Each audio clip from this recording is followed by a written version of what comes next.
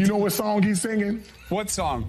Thank you, thank you, thank you, thank you. That is not a real song. That's what song he's singing. That is not a song. He just made one. You made that up, and it is not a real song. Okay. Thank you, thank you. Thank you, thank you. Thank you, thank you. I'm undefeated, never lost. I know which one I is bet you your don't know least which favorite. one my least favorite. Tell me which one it is. It's the middle one. What? Jello? Yeah. That's the best one. Thank you, thank you. That is not a real song. Thank you, thank you. That is not a real song. Thank you, thank you. That is not a real song. Thank you, thank you.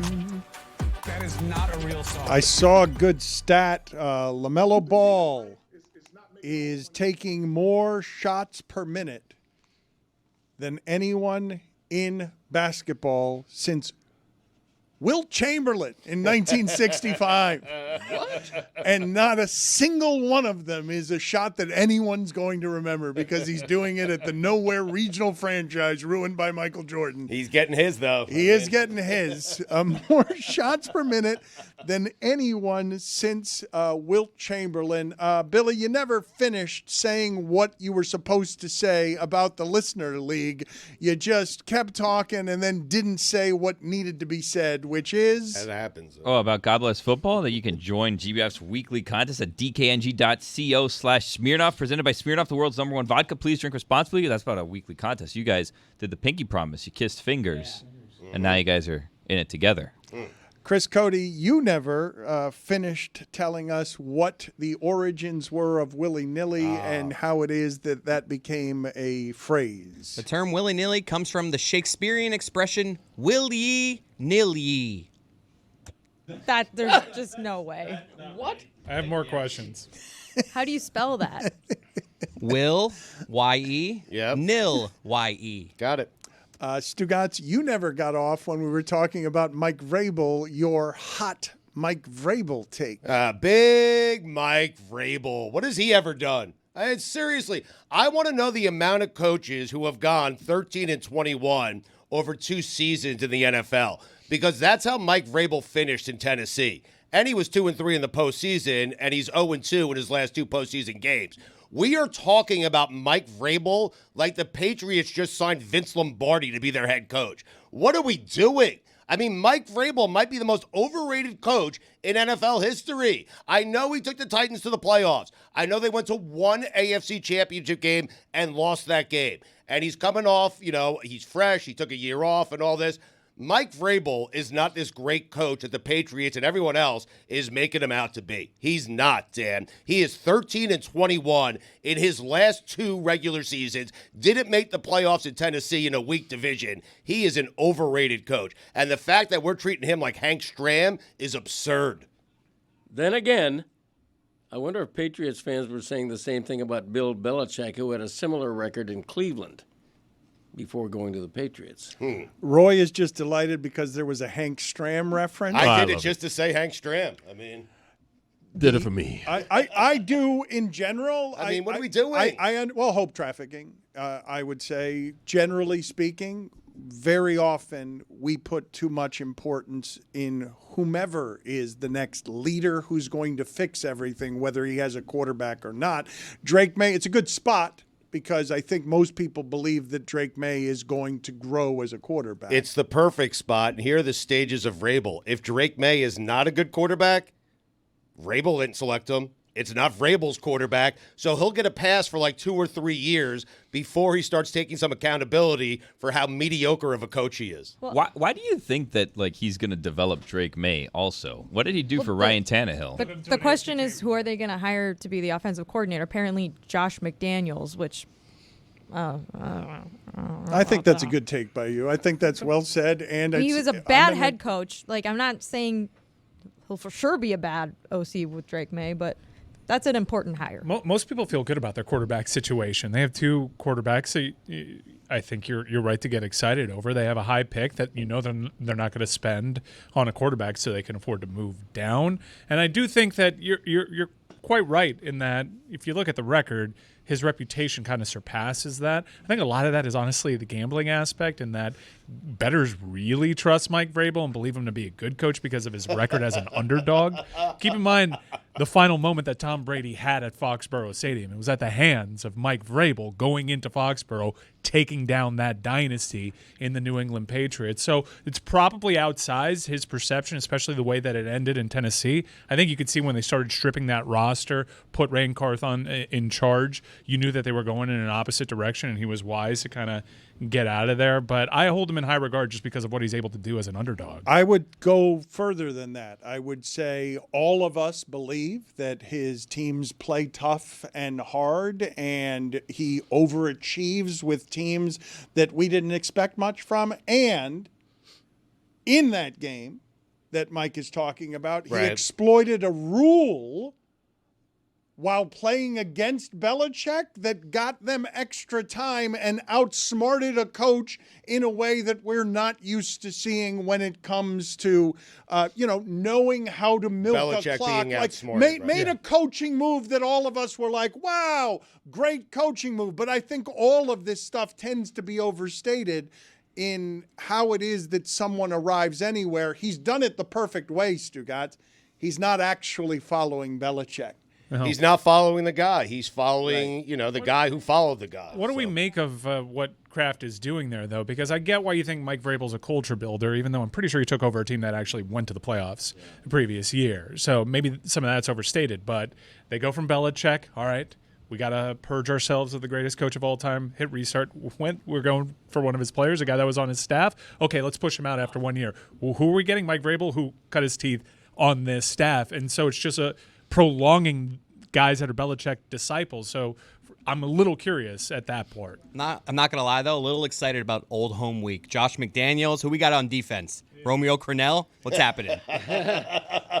Cut his teeth. Help me with that, please. I don't know when, and forgive my ignorance here. I think, Mike, you're right. In 2017, they lost the divisional round when Malarkey was still there. Such a great lesson. Wow, Mike Malarkey took that team to the playoffs. Mike Malarkey. I don't know. You guys know what cutting?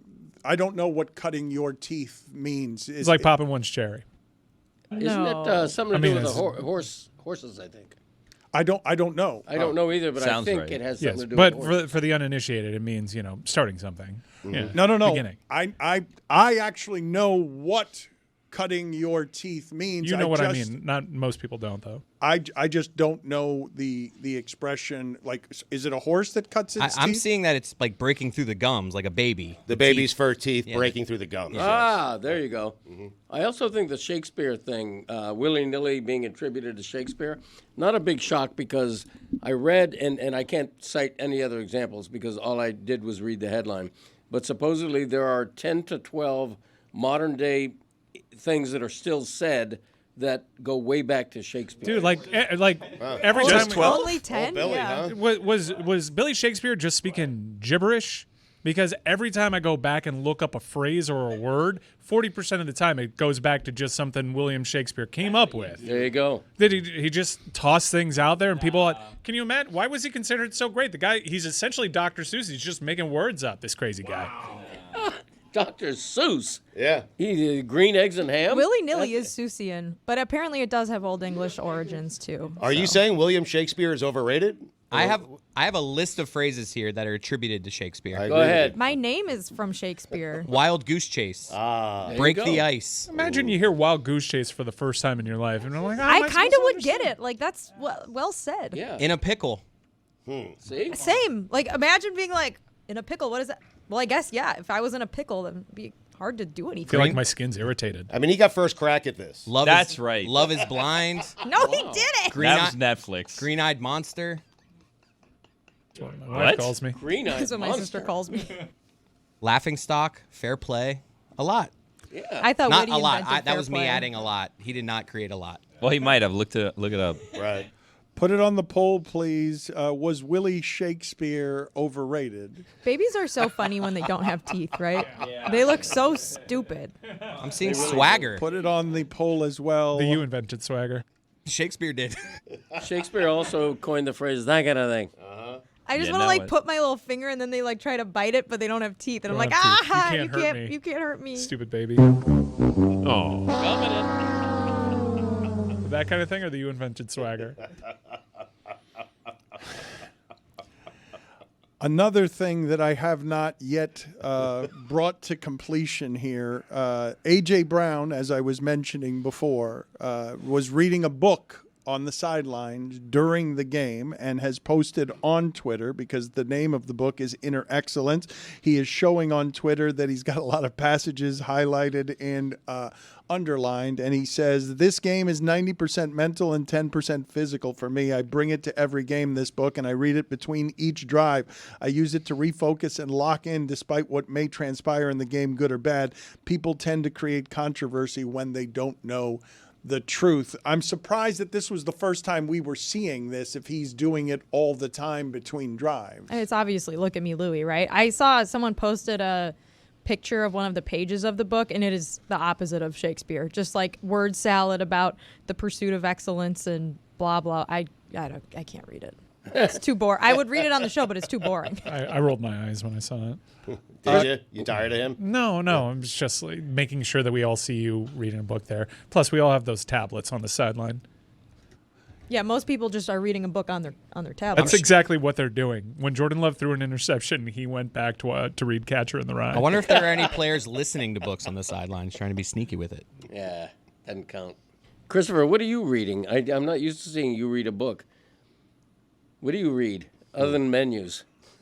Wow. I did. Quite the dig Did at your you son. just set yourself up? Wow. He did. You He set did. yourself He did. up. He set himself up for a joke. At the expense of his son. He threw himself an alley-oop I to respect dunk on it. his son with a fat I joke. respect that. Thank you.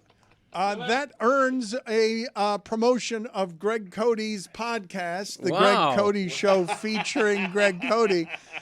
It's a treat. In this week's episode, stunningly enough, Greg Cote chronicles a chicken that lived for 18 months without a head. Yes. A literal chicken with his Yeah. head cut off. Shakespeare That's created right. that as well. A chicken named Mike. I made that up. Ah, Mike. It's verified. I mean, he lived 18 months, Mike did, because the jugular vein wasn't decapitated, so he was able to sustain air or something. I don't know the details. Right. Okay, I didn't invent that. I just tell about it, and we talk about it. And Why don't you know the details you if already it's did what's it. featured Well, he doesn't on your remember the podcast? details. Well, it's not featured. It's one of my 3 Facts Jack. It's a minor Gross, part of my yeah. podcast. One of my favorite and finalies we ever did. But What, we're on YouTube. Our YouTube channel And the is, Fast is channel, too. flourishing. Yeah, and we're getting over to the Fast Twitch channel. We're going to be on that before long. Would you like to live without a head for any amount of time? Put it on the poll, It's a Juju. thought-provoking Why are you staring at him like that? Would you like to live without a head for any amount of time? It's an excellent question. Yeah, I'm going to say no, but I Right, haven't given I it mean- much thought. Well, if you're, but Well, if you you're- couldn't. That's true. Hey, you have no head. What did old Mike in, by the way? He doesn't have any details. I assume he was beheaded as part of the process that ends up with the rest of us eating chicken wings. But I guess his killer didn't decapitate him quite well enough, and he lived for 18 You're months. just making all that up. Well, You what know, I'm I'm not. asking is what ultimately killed Mike if it wasn't the beheading? I mean, eventually you don't have a head. What do you got to live for? Right. You know. Oh, How so did he Can't see the suicide. cars coming. Lack of Right. water. You know. How did he get nutrients? You know, these are details that I am unaware of. 18 months without food or That's water? a long time. And plus, where did he live? Like, who's keeping a headless chicken? You for had him 18 on. months? No, I Well, would didn't certainly have keep him a headless on. I chicken. know. We tried to get him, Right. but he had died already. Yeah, that'd be a good guess, though. Couldn't speak even if he came up. Mike the Headless Chicken. Coming up next on the Greg Cote Show podcast. He seems to have survived because of a blood clot. Surviving because most of his brain stem remained intact and it did not bleed due to a blood clot. Well said. Okay. You don't get stuff like that on many podcasts. How did he eat? We didn't get it on yours either. Well, yeah, you did. No, I went into some details. You know, That's so blood clots gross. get a bad rap. This blood clot saved Mike. Yeah, it did. Yeah, but it saved Mike without a head. Well, but he had the rest of his body.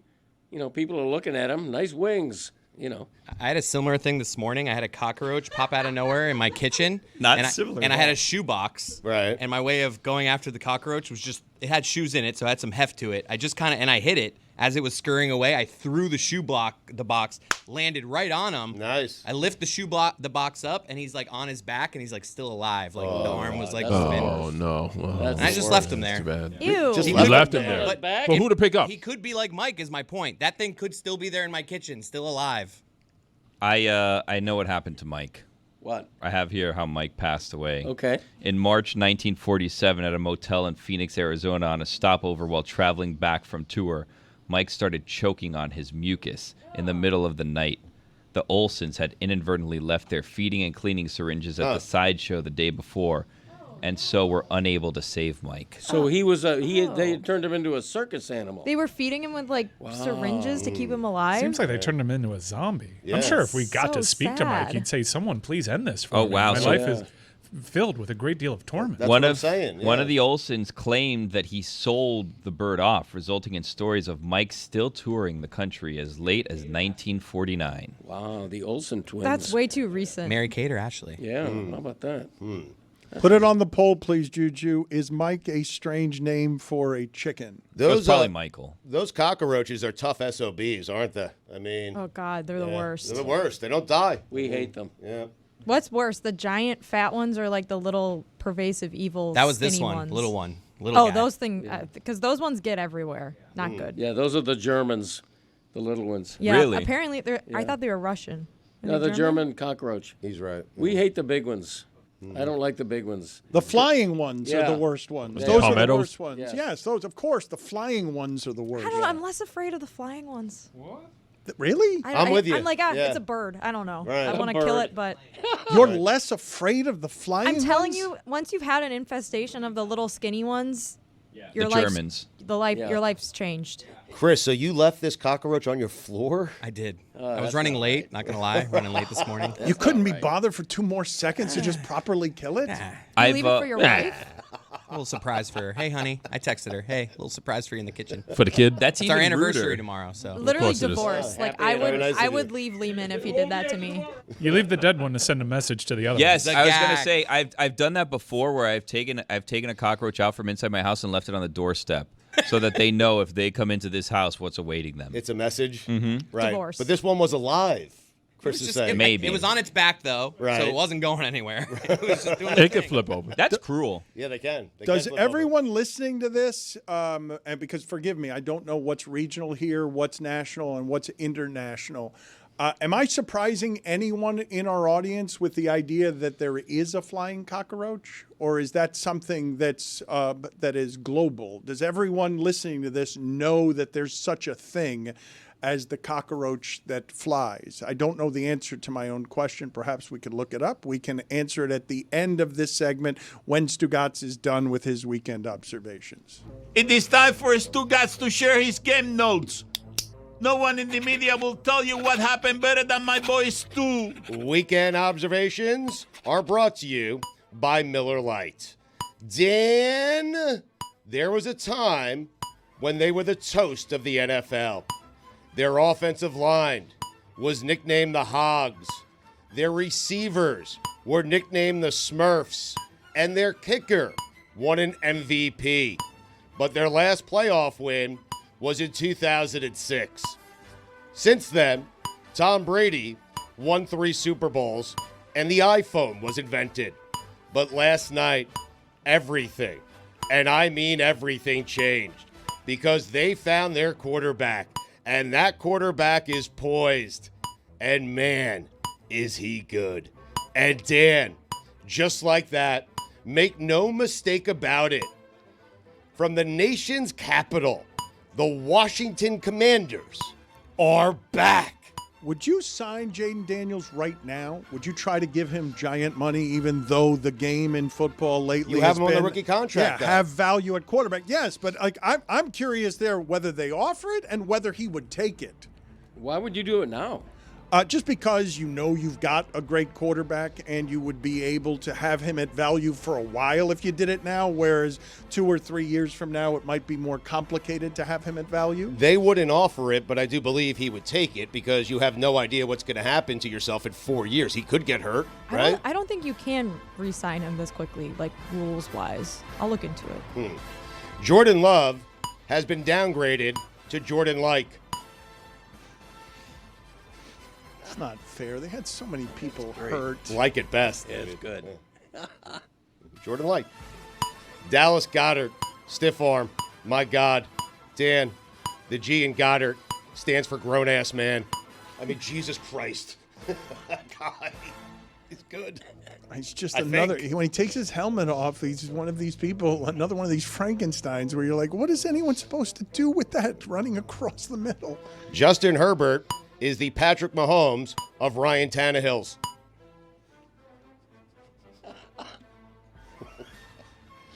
You can't spell INT without the INT in Justin. This Justin, the H in Herbert, stands for horrible. See what I did there? Yeah, I This did just see in. it. Yeah, Right, this just in. Writer, a couple of writers there. Yeah. I'm taking the T from Herbert and moving it behind the N in Justin and making it silent. So now his first name is spelled Justin. And if someone asks whose fault it was that the Chargers got bounced out in the first round of the playoffs, the likely response would be, oh, it was Justin's. Now spelled Justin apostrophe S. Justin Herbert, the fourth. After the 3rd year is when you can negotiate rookie deals.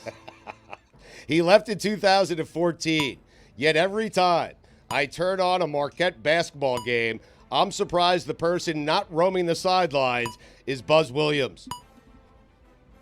I don't know if I said that correctly or not. I was so proud of my Justin jokes. Hey, Greg McElroy. Am I saying that right, Dan? No. McElroy? Yes. That guy. It's such a strange dyslexia. I can't say it. It's just there. It's always the second try. Do me a favor. Stop talking about NFL accuracy when you don't know a single thing about NFL accuracy. Man. I mean, I'm sorry, he doesn't. Come on. College accuracy, maybe, but not NFL. Dan, he's not qualified. It'd be like Tebow doing it. But Tebow was better. He won a playoff game. Broncos. Remember that? I do remember that, yes. Spags, I care about you. Don't do it. Don't do what? Jets coach. You skipped that one. Even though I have to be honest, it would be great. If we're going to be bad, I might as well be friends with the coach. He's my friend. But because he's my friend, I care Didn't about that him. end poorly between you and Adam Gase? We haven't spoken in a while. Played golf and had a heater. But then you ripped him. Gase ripped a heater. But didn't you stop talking because of how honest you were on the air? Yeah, He stopped talking because he couldn't get anything out of him. right. Yes, that's The exactly succubus right. has moved on. Yeah, would he's give me no longer the nothing. coach. Like, what is Nothing, he? right, What give are me you going to get him? nothing. Right. Maybe you stopped talking because of all the asks that you made. Perhaps. I mean, he works for Omaha. He works for the Mannings now. You could The Manning cast, yeah. Yeah, you could be someone who can still get stuff from him. Bug eyes Gase. Well, Gase doesn't want to give anything up. Round of golf, a heater. The best recruiter Miami has is Hannah Cavender. The U is back.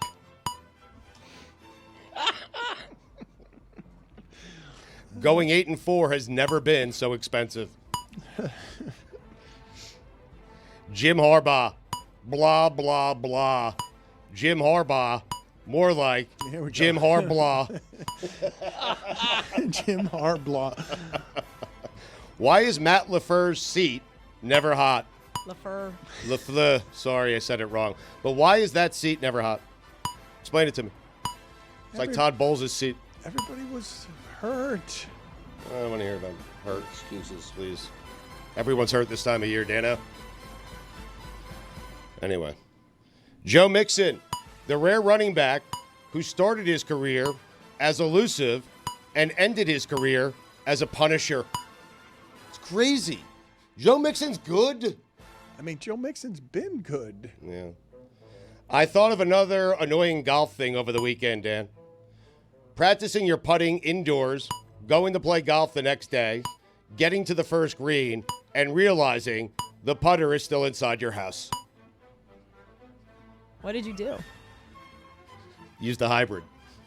What? That's all I had. Were you on a one-some? You didn't have any ones you could borrow? No, I'm a lefty. Oh. The old flat stick, Dan.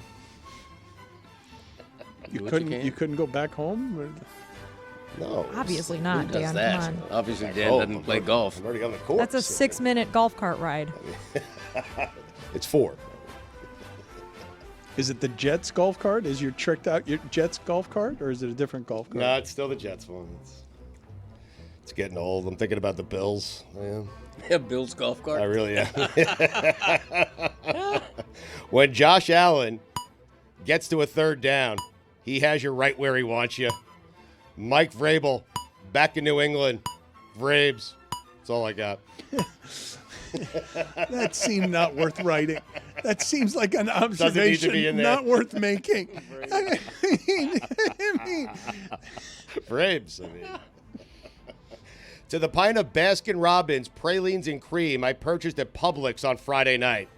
If I'm being honest, and I never am, I knew it was going to be a one-night affair the second I laid eyes on you. you ate the whole thing in a night? Oh, pralines was great. Oh, They're good. I love.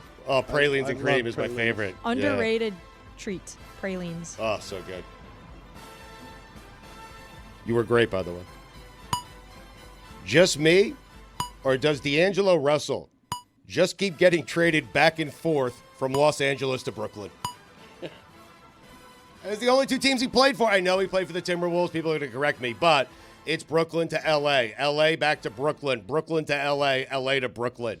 They're the only two teams who want him. He's a trade chip. He's not even a basketball player. Swaggy P says he's a traitor. Swaggy P told him get the hell out of town because of all of their past together. When did taking your dog everywhere become a thing? Your dog doesn't need to go to the grocery store. Here, here. It's enough. I mean, leave it at home. Here come the Red Wings. How about that Bruins-Panthers game the other night? Wild. That's crazy. It was at 1 o'clock. Bruins. 1 o'clock. Matinee. Springboard into the to the playoffs. SMU women's basketball was up 49-18 at halftime against Pitt and lost 72-59. You know what that is, right, Dan? I don't know. It's what a tale of two halves. Okay, thank you. I'm sorry. I should have known what that was. Conference is legit. They went on like a 28-0 run. It's crazy. Georgia Tech, Notre Dame this week inside the ACC. Oh, nice. Kyle McCord was born to be an NFL backup quarterback that you could talk yourself into winning a late season spot start. The K in Kyle stands for clipboard. Jake Elliott playing with fire. And that's all I have. Taylor. Lamar Jackson versus Josh Allen next week. Winner should be hoisting the Lombardi Trophy. Except this winner goes to Kansas City against the guy who has hoisted the last 2 Lombardi trophies.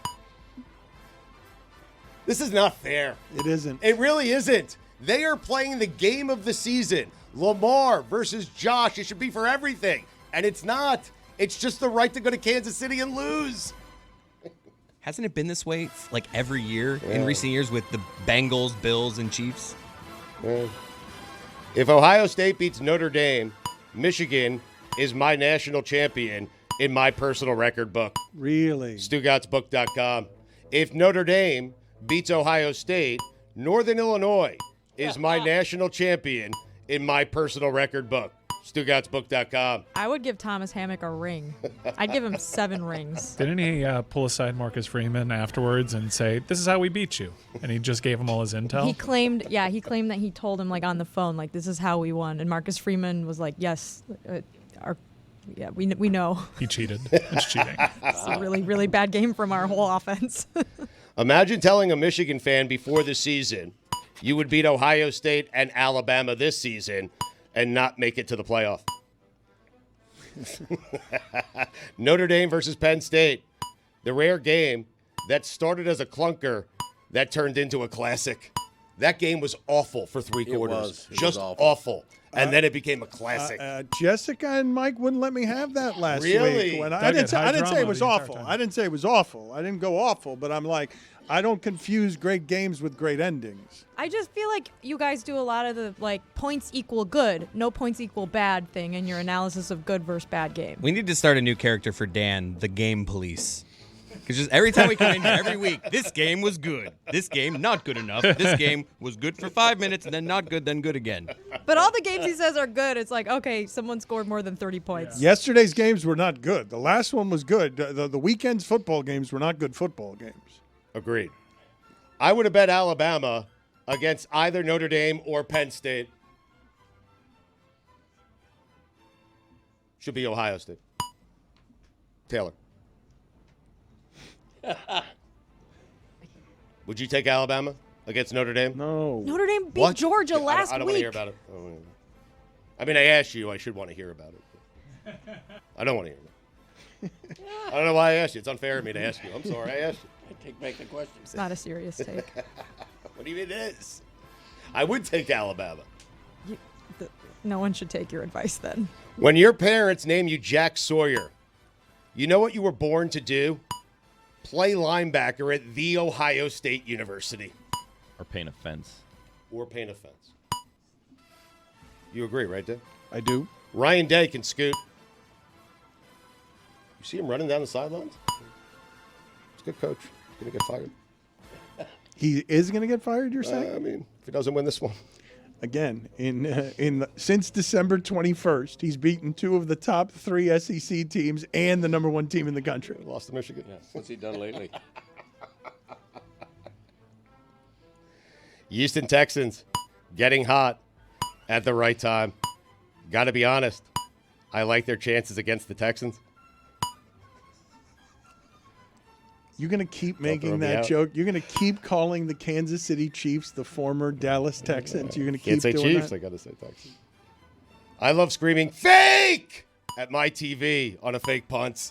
Put it on the poll, please, at Le Batard Show. Do you love screaming fake at your TV at a fake punt? Boy, Sean Payton was feeling good about himself on that one, huh? Sean Payton, they had that queued up on television. Let's go right back to halftime after the Super Bowl halftime, and let's show Sean Payton's onside kick. It was also Romo being like, I said he was going to do that. I said in the meetings he was going to do something crazy. You know what's funny about that? How about Tom Brady yesterday trying to pull his best Romo? God, he stinks. Brady's terrible, but he's like, Wow. this is Careful. for sure going to be a pass here. Nope, as they ran the ball. Are you guys all doing what I'm doing where you're just like, stop talking? The yes. next play's going. It's week 20 at Chris, this point. How does he not know this? Yesterday he was like, I don't like when quarterbacks run the ball. And I almost passed out. I was like, what? He's terrible. He's terrible. It's not even that he's mediocre. He's bad at it. Steve Sarkisian is going to be haunted by that second down lost play from the 1-yard line for the remainder of his life. Sark. I like Sark, man. I wanted to see Texas win that thing, but that's what you get for not starting a Manning. When you have a Manning, you start a Manning. You have to. I mean, Didn't he get concussed in that game? I'm pretty sure he got hit pretty hard. I don't know. You were just busy You have a penciling Manning, you play Alabama Manning. into the national title You have a game. Manning, you play Manning. A woozy Manning is I'm better familiar than with a your regular work. guy. I'm sorry I asked you a question about the game, Taylor. 2 Midwest teams playing for a national championship. This is the SEC's version of hell. Speaking of hell, Art Briles. Dan, those are the weekend observations. I am curious. I know that many of you are, fed up with how much I talk about the violence in football. I saw yesterday there were a couple. Baselli's going to call soon. You know that, right? Every time you do this, Baselli gets mad at you. Yeah, I mean, but the reason I want to bring it up, okay, is just because, not just because of the amazing sort of word salad that I got yesterday, which is Damar Hamlin suffered cardiac arrest and needed CPR. 3rd and 8 from the Bills' 44-yard line. The same thing happened with Al Michaels. Al Michaels was talking about the fires, and then he's just brutal, awful, loss of humanity and homes. 3rd and 4 from the Baltimore 34. But got to keep it moving, Dan. But when we're talking about the national championship game and the season of Jessica's life that can be made even more amazing if they pull an upset as what I believe will be a double-digit underdog by the time the game is played. It just seems wrong for Notre Dame to have to play 15 games, and because they've played 15 games, they've got 9 or 10 guys who are out with season-ending injuries, and the point spread in this game wouldn't be that if they weren't playing so many games. I'm watching Green Bay against Philadelphia. Philadelphia didn't play particularly well, but Green Bay is so hurt at the end of the season that it's like this.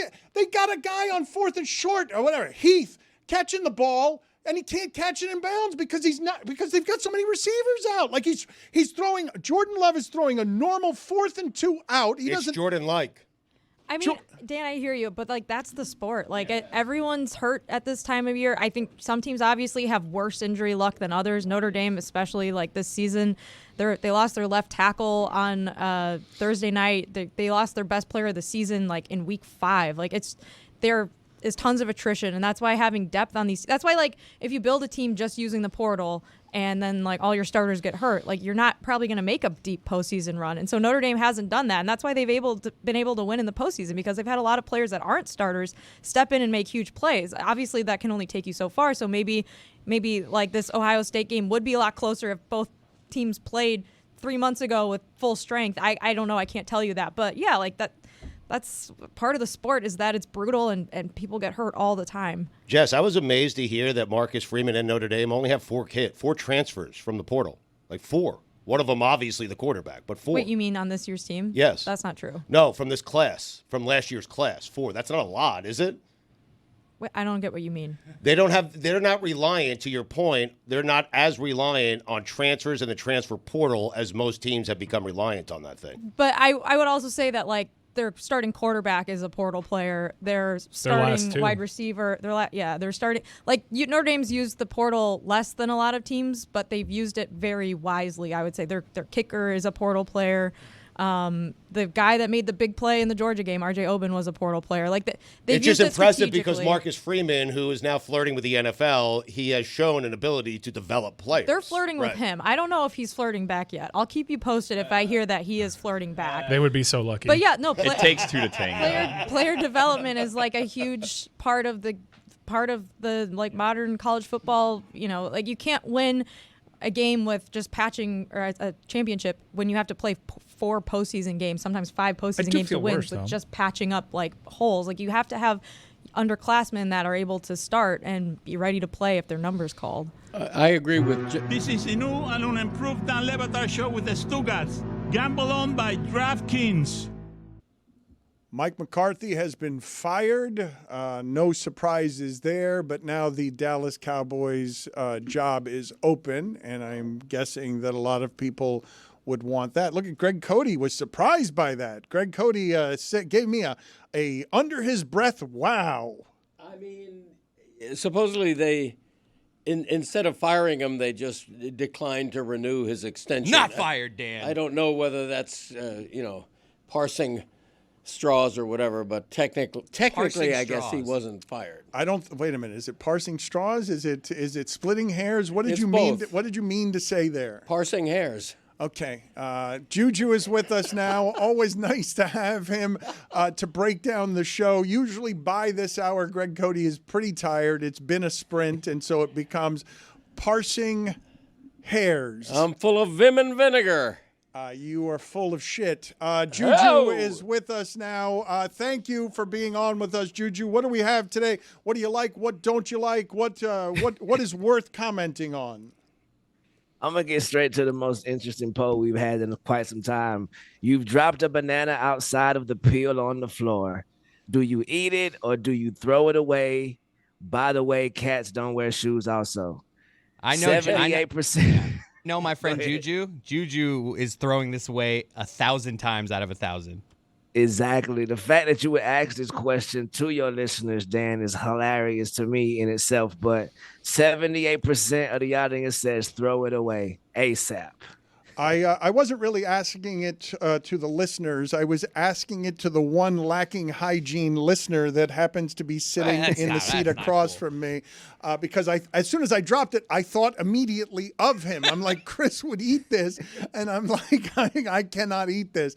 This is, but it is a clean floor. I will say that. Go ahead, Juju. What else you got? I don't think those words go together, clean and floor. But neither here nor there. Do you have to eat a pack of dirt before you die? Damn, this was close as heck. 51% of the audience says yes. 49% say no out of 1,022 votes thus far. Juju, I think you pronounced it pack, and I think it's peck. I think I understand why you would think it pack, but it's the way that Nanny Doogie said it. Nana, not Nanny. Oh, that's a fine. A peck. That's a fine for me. It is a fine on me for the Venmo. I got to send the Venmo over. Yes, it is a fine. I do too. All right, get on Venmo. Yes, I won't move away from the polls. I'll revisit some of the questions from the show earlier.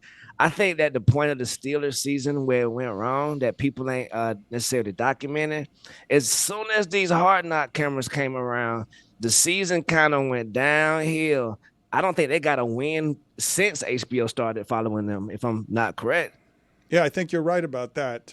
And it wasn't just that they were losing all the games. It's being outscored by 66 points in 5 games and losing 4 of them by more than 14 points. You can't limp into the playoffs more limpy than that. Yeah, I mean, Russell Wilson went from, hey, you know what, he's pretty good again, to he's what we thought he was a couple of years ago. I don't think they scored more than 17 points in those 4 straight losses.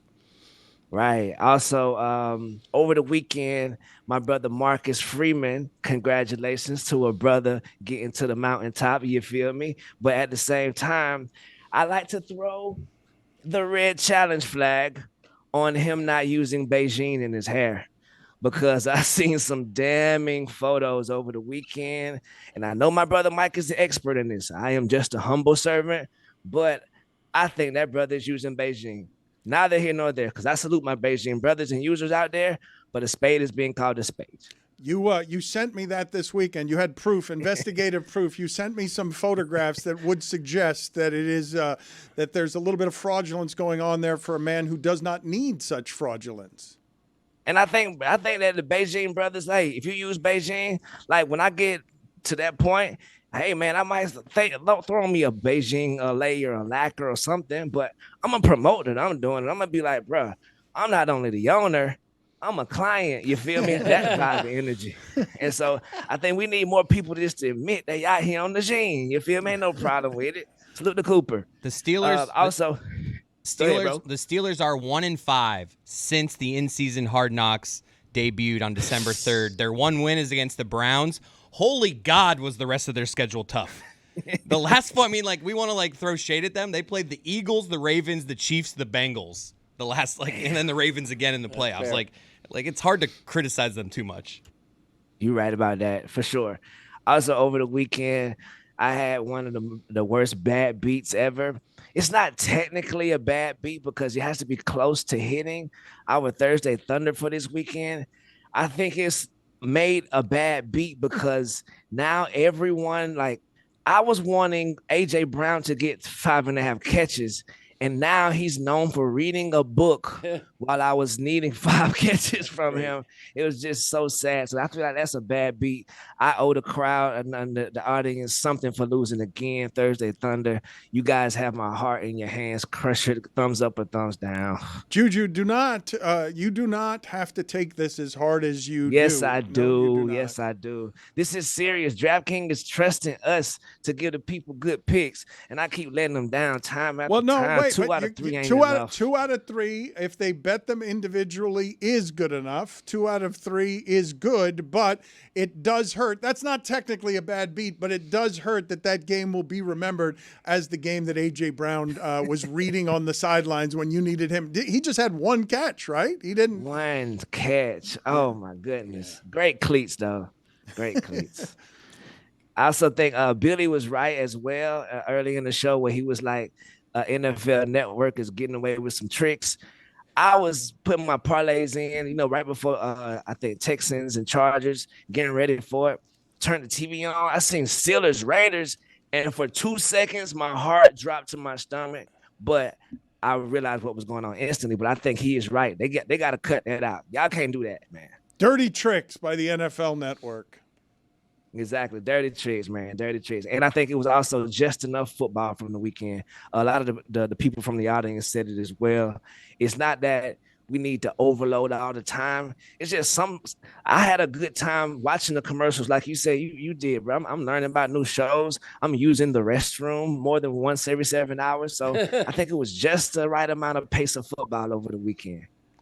I feel like the schedule is just so perfect that like the first 10 weeks of the season, I can't get enough red zone. But as we get into like the double digits late in the season, it's like I'm kind of like, I remember the last week of the season, I was just kind of like, all right, I'm ready for the playoffs. Like this red zone, it just wasn't doing anything for me. It's like that perfect amount of time that we have where it's like you're super excited about red zone, and then by the end of the season, you're ready for a few weeks of normal games. You guys think I'm in the minority in that the overstimulation of just pounding you in the face with the witching hour, 8 or 9 straight games at 3:45, 6 of them are close. You don't think it makes it so that we are spoiled and entitled, and by the time we get to single games being played in a window, it feels insufficient compared to the usual gorging? I can't be in the minority on that. I certainly disagree with you. I think you winnow it down. You get rid of all the lousy games between two bad opponents, and the games you're left with, 6 games in this case, all big. They're all large and like games. late in the season, everyone's sitting people late in the year, so it's like, oh, they're not even playing anyone. But you can't hide the bad game. You can't hide the games that aren't close, though, and then you're stuck in the third and fourth quarter with a game you know is not going anywhere, and you've got nothing else. Okay, I'm whimpering about being spoiled. I think as we get older, we find ourselves longing for nostalgia, and I was just nostalgic about, dang, I have a game every single night until Tuesday to look forward to.